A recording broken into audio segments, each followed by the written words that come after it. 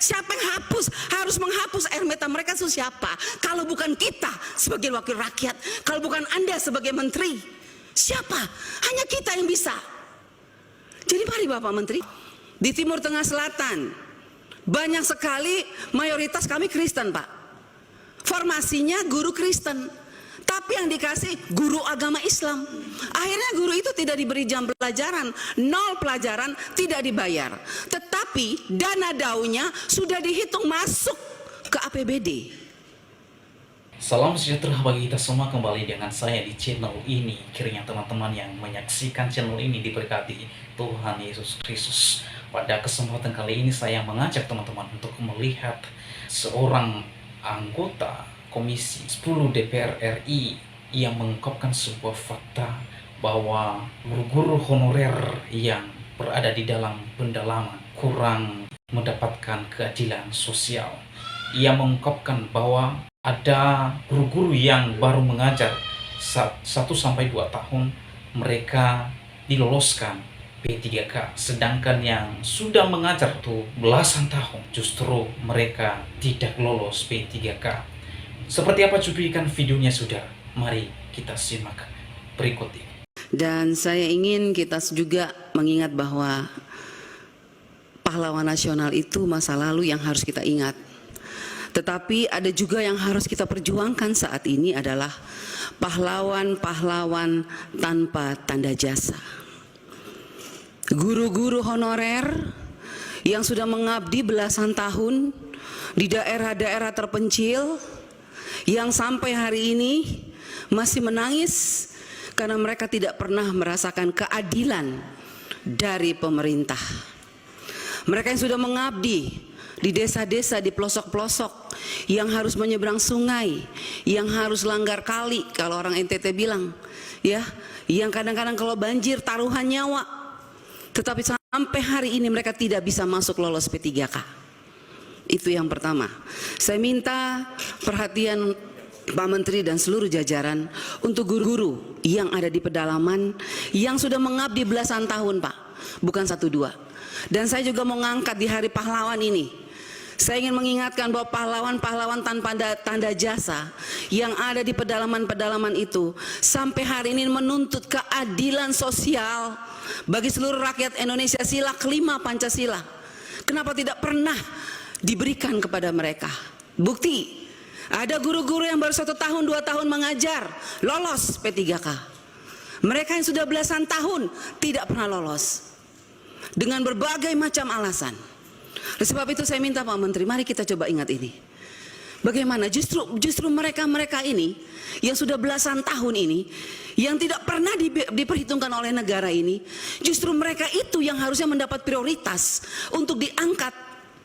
Apapun alasannya, kalau menurut saya mereka sudah tidak pantas lagi diukur dengan apapun karena terlalu mulia hati mereka Pak. Mereka tidak pernah berhitung-hitung dengan gaji. Tapi ketika ada P3K yang ditawarkan oleh pemerintah 1 juta, kenapa sampai hari ini mereka tidak pernah lolos? Sangat menyedihkan Pak Menteri. Yang kedua, seperti kami daerah 3T, bahkan semua daerah 3T, khususnya NTT, kami ini kenyataannya tuh Pak, betul-betul kekurangan guru. Kurang guru kami. Tetapi kami kenapa dibatasi? Kenapa banyak sekali yang tidak lolos? Ada formasi dari kepala daerah, tapi yang datang, saya sudah kemarin reses ke beberapa kabupaten, kepala daerah mengatakan kami mintanya lain, formasinya lain, diberikan oleh pusat lain Bu Anita. Contoh, di Timur Tengah Selatan, banyak sekali mayoritas kami Kristen Pak. Formasinya guru Kristen, tapi yang dikasih guru agama Islam. Akhirnya guru itu tidak diberi jam pelajaran, 0 pelajaran, tidak dibayar. Tetapi dana daunya sudah dihitung masuk ke APBD.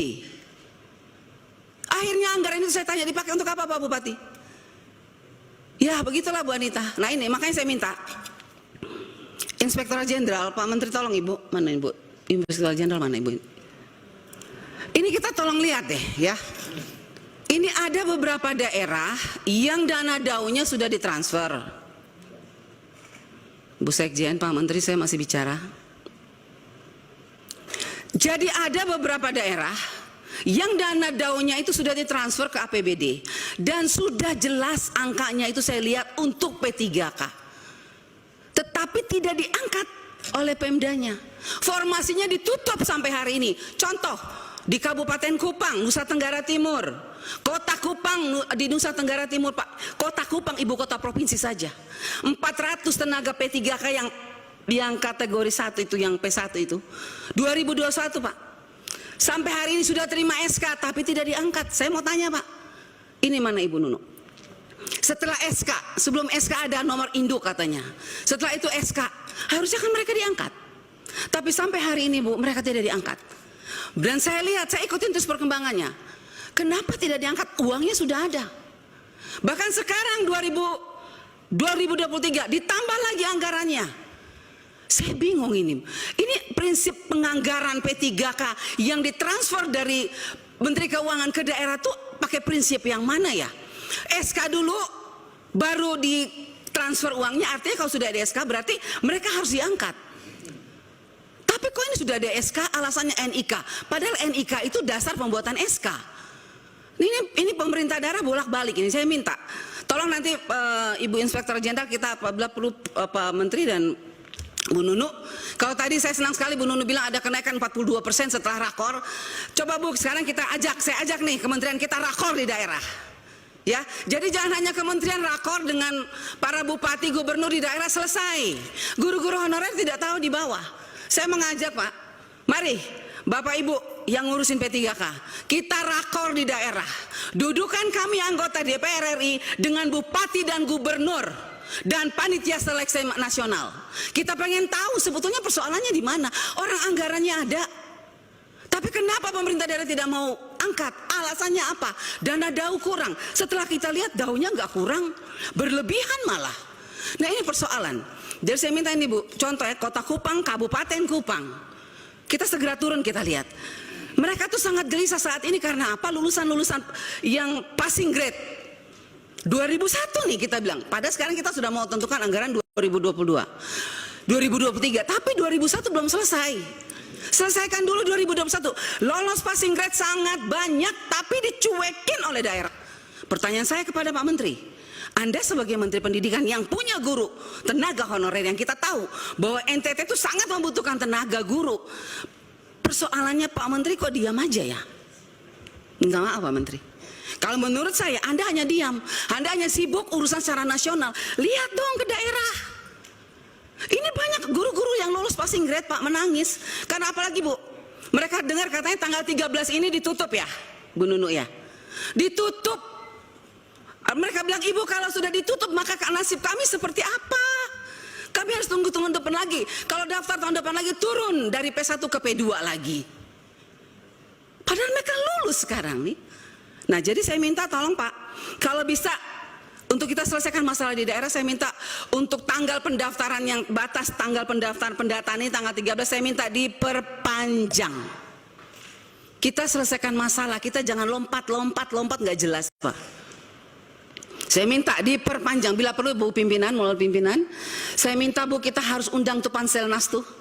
Duduk Bu, kita bicara bagaimana sih mereka transfer uang. Kok enak sekali bupati, gubernur dan segala macam. Kalau kita undang susah sekali mereka, tapi itu uang negara, uang pusat yang harus kita awasi untuk tenaga P3K yang kita perjuangkan di sini. Kita capek berteriak di sini, mereka menangis di sana. Siapa yang diuntungkan di sini? Harusnya yang diuntungkan adalah guru-guru honorer, bukan pemerintah daerah atau siapapun yang terlibat di dalamnya. Oleh sebab itu saya mohon Ibu pimpinan kita harus segera panggil tuh Panselnas, panggil tuh BNPAN RB, Menteri Keuangan. Apa dasarnya mereka transfer? Sekarang mau saya dengar Bu, sudah ini awal tahun ini ditransfer lagi untuk P3K, tapi diangkat-angkat enggak. Terus uang ini untuk siapa? Terus siapa yang mengawasi uang ini? Terus tangisan air mata P3K yang sudah lolos passing grade, siapa yang harus menghapus air mata mereka itu siapa? Kalau bukan kita sebagai wakil rakyat, kalau bukan Anda sebagai menteri, siapa? Hanya kita yang bisa. Jadi mari Bapak Menteri, saya minta kita bergandengan tangan, kita hadapi persoalan ini bersama. Kita turun ke daerah, kita tunjukkan sama P3K bahwa kita di pusat sudah berjuang. Siapa yang mempersulit mereka di daerah? Kalau memang bupati mengatakan dana daunnya kurang, suruh mereka buka. Berapa kebutuhan mereka setiap tahun? Ada tambahan atau tidak? Demikian cuplikan video yang baru saja kita saksikan bersama, di mana seorang Komisi 10 DPR RI ia mengungkapkan keresahannya terkait dengan pergumulan guru-guru honorer yang berada di pedalaman. Ia memohon kepada Menteri Pendidikan supaya diperhatikan kehidupan para guru-guru honorer yang berada di pedalaman. Ada 4 poin yang saya catat di sini. Ia menyuarakan bagaimana nasib kehidupan para guru-guru yang berada di pedalaman. Yang pertama, ia merasa bahwa guru-guru honorer yang berada di dalam pedalaman harus diperjuangkan karena guru-guru honorer mereka sudah mengajar belasan tahun di daerah terpencil. Mereka menyeberang sungai, bahkan kadang-kadang banjir nyawa taruhannya. Ia melihat guru-guru yang berada di pedalaman, mereka belum diangkat P3K. Ia menambahkan, ada guru-guru yang baru saja mengajar 1-2 tahun. Mereka atau diangkat P3K. Sementara yang sudah mengajar belasan tahun, justru mereka belum mendapat P3K. Dan yang kedua, ia meminta supaya para guru-guru yang sudah mengajar, ia menyuarakan supaya guru-guru yang sudah lama mengajar itu tidak lagi harus diangkat apapun alasannya. Mengapa saudara? Karena tidak diukur dengan apapun apa yang mereka sudah lakukan. Karena hati mereka adalah hati yang sangat mulia tanpa mereka memikirkan gaji. Jadi menurut dia, para guru-guru honorer yang sudah lama mengajar belasan tahun, mereka harus dihargai karena hati mereka adalah hati yang mulia tanpa memikirkan ambisi, materi, gaji. Dan itulah alasannya kenapa anggota Komisi 10 DPR RI ini bersikeras untuk meminta supaya guru-guru honorer yang belum mendapat P3K diangkat tanpa ada alasan. Biarlah permintaan ini pemerintah pusat secepatnya dan langsung merespon.